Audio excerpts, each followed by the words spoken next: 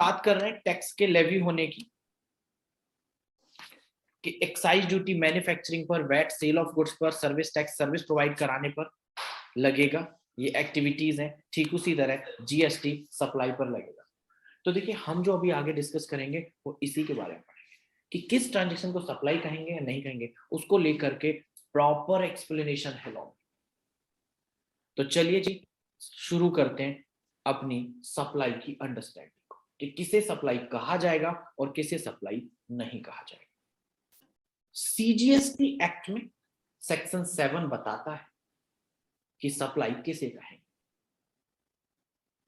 तो एक बहुत सिंपल सा पॉइंट,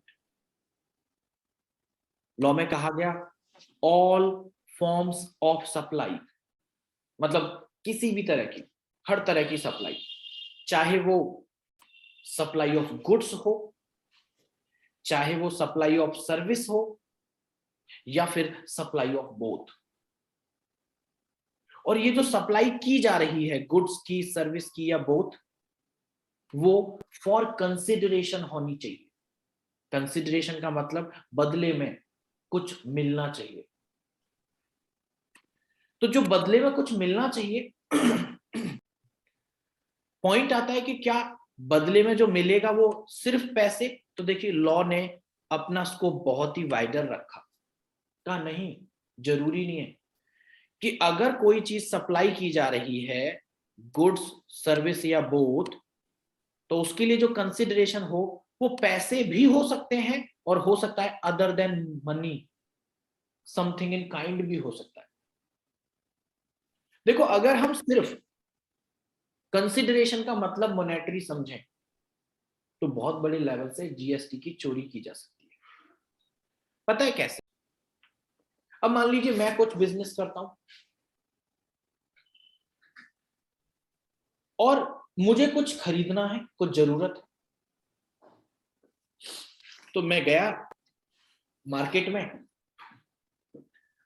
और जो मुझे चाहिए था उन सप्लायर्स से मैं मिला, कहा जी ये चाहिए, उन्होंने कहा जी ठीक है दे देंगे। मैंने उनसे प्राइस वगैरह पूछा, उन्होंने बताया कि जी इतना अमाउंट प्लस जीएसटी। मैंने उसे कहा देखो मैंने जीएसटी लॉ पढ़ा है, उसमें जीएसटी तब लगेगा जब मैं आपको जो मुझे सामान आपसे खरीदना है उसके बदले पेमेंट दूंगा। मैं एक काम करूंगा, मेरा भी इस चीज का बिजनेस है, आप बताओ आपको इसकी जरूरत है? सिंपल सी बात है, अगर सामान है तो एक दूसरे सामान की हर किसी को जरूरत होती है। मान लो अब पहले सप्लायर को नहीं होगी, मैं दूसरे के पास चला गया, दूसरे के पास नहीं होगी, तीसरे के पास, मतलब फाइनली मैंने वो सप्लायर ढूंढ लिया जिसको मेरे सामान की जरूरत है और उस पर मेरा सामान मिलता है। मैंने कहा जी ठीक है, काम करो आप अपना दे दो, बदले में मुझसे मेरा ले लो, पैसे का लेन देन होगा ही नहीं, जीएसटी लगेगा ही नहीं। तो इस तरह से हम जीएसटी को डिफीट कर सकते थे। तो देखिए जी जब भी ये बात आएगी कंसिडरेशन की, तो लॉ में भी इस चीज को क्लियरली लिख दिया गया और आपको समझ भी आ गया होगा कि सिर्फ मोनेटरी कह देने से तो काम नहीं चलता। इसीलिए जो कंसिडरेशन होगा वो मोनेटरी भी हो सकता है और नॉन मोनेटरी भी हो सकता है। जैसे कि मैंने यहां पर एक एग्जांपल और दिया है, आप इसको समझिए। मान लीजिए मैंने किसी कंपनी की ऑडिट की, सपोज वो एचपी है जो लैपटॉप बनाती है। ऑडिट करने के बाद काम पूरा हो गया, मैंने बिल रेज कर दिया, अपनी फीस सपोज 50,000 रुपए प्लस जीएसटी 9,000, 18% के हिसाब से टोटल 59,000। काम पूरा हो गया साहब ऑडिट का सब कुछ, बस इंतजार इस बात का कि लाओ जी पेमेंट कर दो चलते हैं। तो ऐसे मान लीजिए कि जो वहां पर मैनेजर हैं उन्होंने कहा सर बस हमारे डायरेक्टर सर या जो भी हैं मुखिया हेड वो आ रहे हैं, ऑन द वे हैं, बस वो आते ही आपकी पेमेंट रिलीज करा दी जाएगी, चेक साइन हो जाएगा, तब तक के लिए चलो आओ कुछ कॉफी शॉफी पीते। बातें कर रहे थे, उनकी नजर मेरे लैपटॉप पर पड़ी और उन्होंने कहा सर आपका लैपटॉप तो काफी पुराना लग रहा है, आपको तो दिक्कत होती होगी, हैंग होता होगा, ये वो टाइम। मैंने कहा हाँ जी थोड़ा बहुत तो होता है। बोले सर नया क्यों नहीं ले लेते? मैंने कहा नहीं जी जब तक काम चल रहा है तब तक चल रहा है। उन्होंने कहा सर ये उतना आपका समय बिगाड़ देता होगा दिन में, कि अगर रोज के 10-15 मिनट आधा घंटे खराब करता होगा हैंग करके, तो समझ आया ना, बात तो सही है। सेल वाले ऐसे होते हैं सब, वो कहीं से कुछ भी फायदा दिखा देंगे आपको। मैंने कहा चलो जी ठीक है, दिखाओ कौन सा अच्छा लैपटॉप है जो मेरे हिसाब से सुटेबल है। उन्होंने लैपटॉप दिखाया, coincidentally almost nearing to that price मुझे एक लैपटॉप पसंद आ गया और उन्होंने जी बस लैपटॉप पैक करा दिया। मान लीजिए उस लैपटॉप की कीमत 50,000, उस पर जीएसटी 959। यानी कि अब मैं जो वहां वेट कर रहा था चेक लेने का, मैंने बदले में लैपटॉप ले लिया। अब चेक लेने की तो जरूरत ही नहीं, उनको बाय बोला, थैंक यू बोला और चल दिया जी। तो अगर हम इस सिनेरियो को समझें तो यहां पर भी तो कोई कंसिडरेशन में मनी दी और ली गई नहीं है। तो देखिए यही पॉइंट है कि जी कंसिडरेशन होनी चाहिए, that is the important.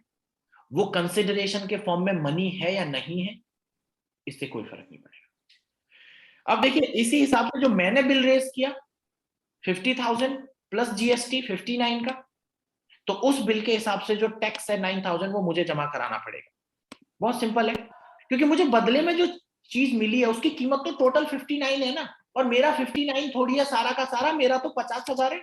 That means कि उसमें जो टैक्स कंपोनेंट है जो मुझे इन अदर देन मनी मिल चुका है वो मुझे अपनी पॉकेट से जमा कराना पड़ेगा, सिंपल है। और ठीक इसी तरह जो एचपी है उसको भी वही, कि उन्होंने जो लैपटॉप बेचा उसका जो बिल किया, क्योंकि उन्हें भी तो लैपटॉप के बदले सही मायने में उनके तो 50,000 ही है ना, बट उन्हें जो मिला एज अ कंसिडरेशन वो 59,000 की वर्थ की कोई भी other than money facility service goods कुछ मिल गया, तो ठीक है वो 9,000 रुपए अब अपनी जेब से जमा करेंगे। That means in the both and इस ट्रांजेक्शन को सप्लाई माना जाएगा, जीएसटी लगेगा और दोनों ही अपनी अपनी पॉकेट से जमा कराएंगे, क्योंकि उनका खुद का बेनिफिट 50,000 का है, जबकि बदले में दोनों को ही 59 की चीजें मिली है, तो 9,000 का खुद की जेब से जमा कराएंगे। तो चलिए साहब, हम जो बात कर रहे हैं वापस आते हैं अपने रूल पर। ऑल फॉर्म्स ऑफ सप्लाई, चाहे वो सप्लाई ऑफ गुड्स हो, सप्लाई ऑफ सर्विस हो या supply of both, for consideration. और कंसिडरेशन मॉनेटरी या नॉन मॉनेटरी कुछ भी हो सकती है। अब मेरा एक छोटा सा आपके साथ क्वेश्चन, अगर कोई ट्रांजैक्शन, कोई सप्लाई ऑफ गुड्स सर्विस और बोथ है बट उसमें कंसिडरेशन ही नहीं है, that means free of cost, तो क्या उसको सप्लाई कहा जाएगा?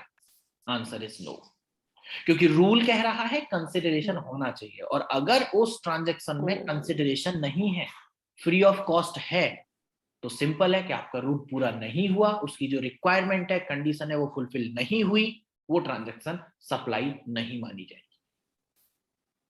चलिए जी आगे बढ़ते हैं अब इस रूल के लिए। इसमें एक और पॉइंट आ गया कि जो ट्रांजैक्शन हो रही है वो ट्रांजैक्शन इन द कोर्स और फर्दरेंस ऑफ बिजनेस होनी चाहिए।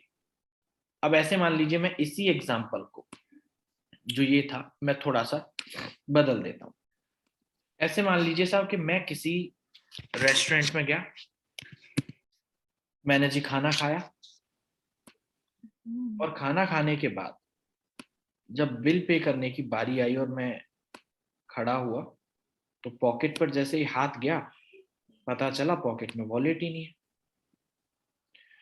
तो बस थोड़ी सी टेंशन हुई कि अब पेमेंट कैसे की जाएगी। अब आप ये समझिएगा, वैसे तो आजकल वॉलेट की जरूरत ही नहीं होती, मोबाइल ऑप्शंस बहुत सारे आ गए हैं, बट मान लीजिए मेरे पास वो ऑप्शन भी अवेलेबल नहीं थी। मैंने ये चीज खुद ही उठ के मैनेजर के पास जाकर के कहा कि जी मेरा वॉलेट मिसिंग है और सॉरी, पैसे तो मैं पे नहीं कर पाऊंगा। उससे पहले कि वो कुछ कहें, मैंने पैसे की जगह अपनी वॉच उतारी और उनको दे दी। कहा कि जी आपका जो बिल बना है उससे कहीं ज्यादा ही है, आप मेरी वॉच रख लीजिए, या तो मैं बाद में पैसे दे जाऊंगा वॉच ले जाऊंगा, नहीं तो कोई बात नहीं है। अब हो सकता है सामने वाला बोले नहीं जी इस सिचुएशन का भी एडवांटेज मैं ना उठा पाया तो फिर क्या, मैं तो वापस नहीं दूंगा वॉच, या तो अभी पैसे दो। सो चलिए मैंने वॉच दे दी और मैं आ गया। तो रेस्टोरेंट वाले ने मुझे सप्लाई की, फूड की सप्लाई हो गई, बदले में कंसिडरेशन मिल गया उसको। और रेस्टोरेंट का तो बिजनेस ही है फूड सप्लाई करना, तो उसके बिल में जो भी जीएसटी पार्ट है वो जमा कराएगा, क्योंकि उसे इंक्लूडिंग जीएसटी जो बिल का अमाउंट है उसके बदले में कंसिडरेशन मिल चुकी है ना। अब आ जाइए मेरे एंड पर, मेरे एंड से भी तो एक सप्लाई हुई है वॉच की, एक गुड्स गया ना, और मुझे भी तो कंसिडरेशन मिली है ना बदले में, फूड। बताओ, क्या मैं भी जीएसटी लगा करके रेस्टोरेंट वाले को बिल करूंगा और वो जीएसटी कंपोनेंट जमा कराऊंगा सरकार के? नहीं। क्यों नहीं? रीजन क्या है? जो वॉच मेरी तरफ से एज अ गुड्स सप्लाई हुई है, ऐसा करना मेरा कोई बिजनेस नहीं है। That is not in the course और फर्दरेंस ऑफ माई बिजनेस।